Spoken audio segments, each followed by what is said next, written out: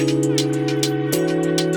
girls, what's good? My name is Brittany if you're new here, and I know I'm wearing the same shirt from the last video, but y'all, we are being productive. We are batch filming, and y'all came here not to talk about this cute little shirt, which by the way is from Michael Kors, but to review my Chanel bag and my Fashionphile experience. All right, so let me get my notes. Let's first talk about how I chose this bag. Y'all, I have always, ever since I started my luxury collection and did research into different luxury fashion houses and brands, had my eye on Chanel. Now my first love, of course, is Louis Vuitton. Louis Vuitton to me seemed more accessible. It seemed like a better place to start. This definitely seemed like the big leagues, and I was, you know, I don't know, I didn't know, like I was never one to like really take care of stuff when I was younger. I was very immature like when it came to taking care of my things. I don't know, like do y'all feel me? Like I didn't really like, even the nicer stuff that I had, I kind of like used and abused my items. So yes, I wasn't really sure if I was like deserving of a Chanel.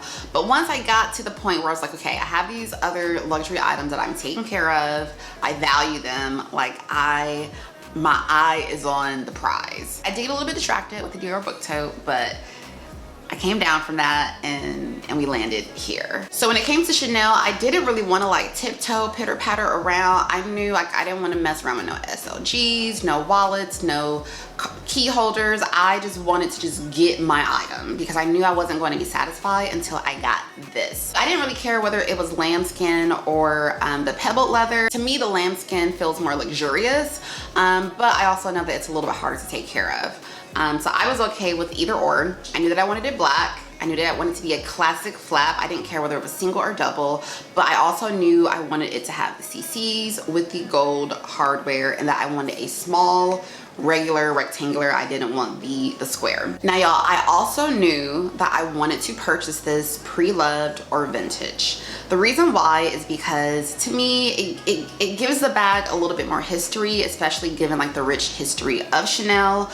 But also I knew that I would be freaked out if I bought this brand new and spent, I don't even know what they're going for now, like $6,000 and messed it up. Like I just don't, y'all, I can't deal with that stress and anxiety. So I knew I wanted to go with something that was still pre-loved, but in like great condition. Didn't have to be pristine, but great condition.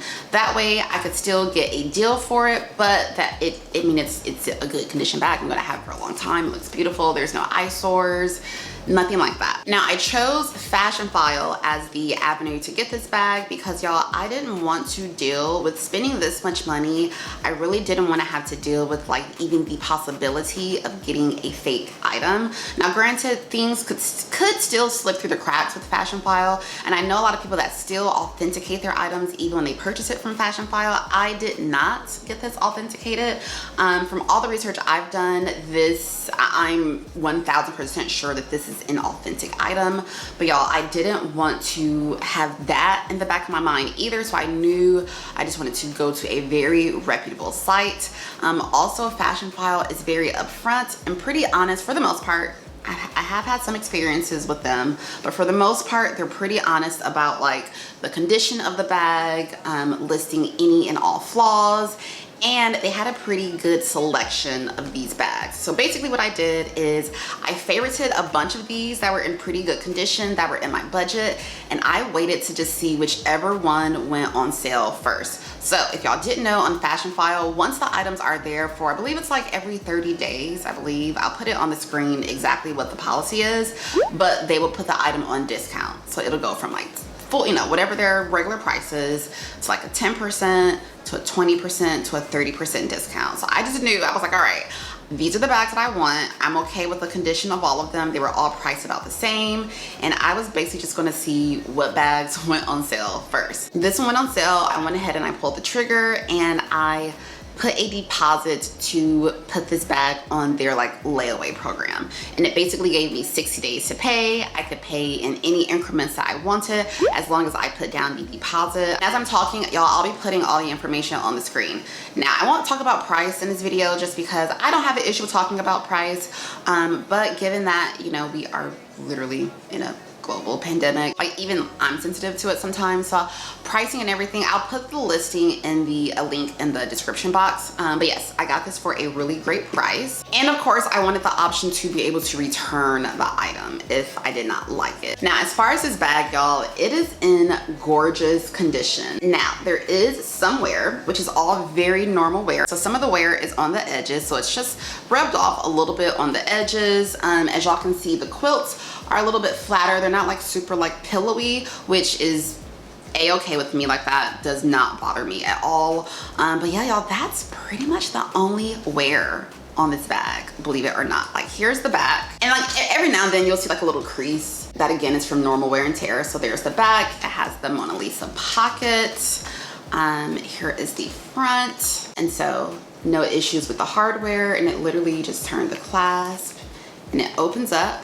So this is a double flap. I did do my research on single flap versus double flap.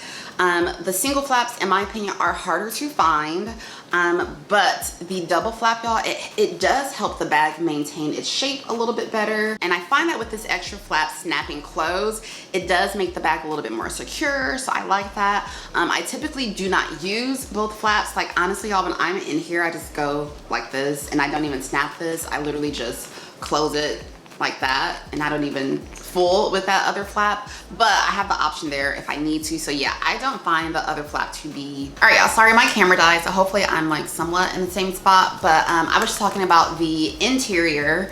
So it's in pretty... Actually, I have some filming stuff in there.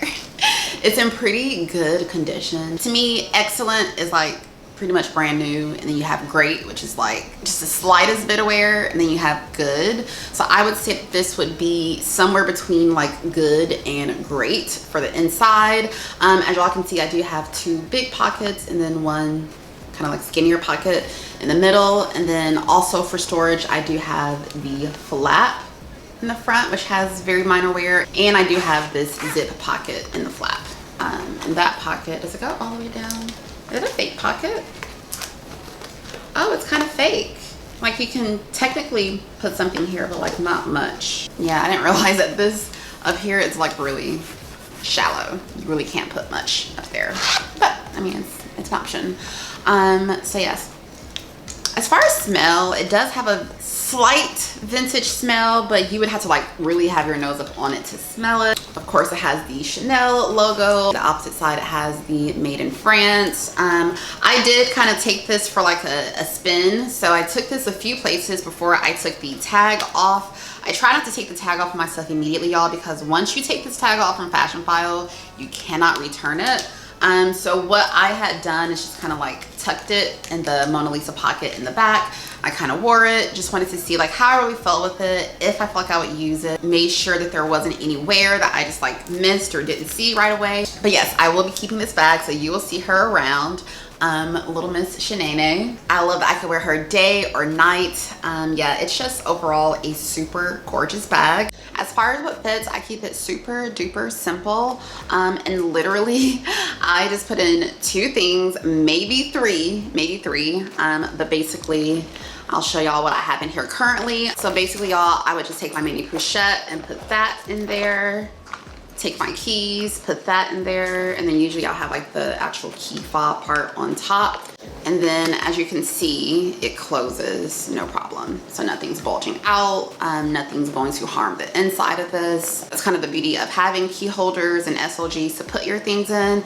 And then this would be super, super easy for me to unpack, because I would literally just take these two items and just wear them on their own or toss them in another bag. I hope you enjoyed this video and my tips for purchasing pre-loved on Fashionphile. Let me know if you have any questions in the comments below, and let me know, what is your favorite luxury fashion house? I'm curious. Let me know in the comments. Now, of course, if you stayed this long, it goes without saying, go ahead and subscribe to my channel. As always, remember to be good to yourself, and I'll see y'all next time. Mwah. Bye, guys. Ain't never got you know it being modest. Poppin' shit, but only cause you know you poppin', yeah.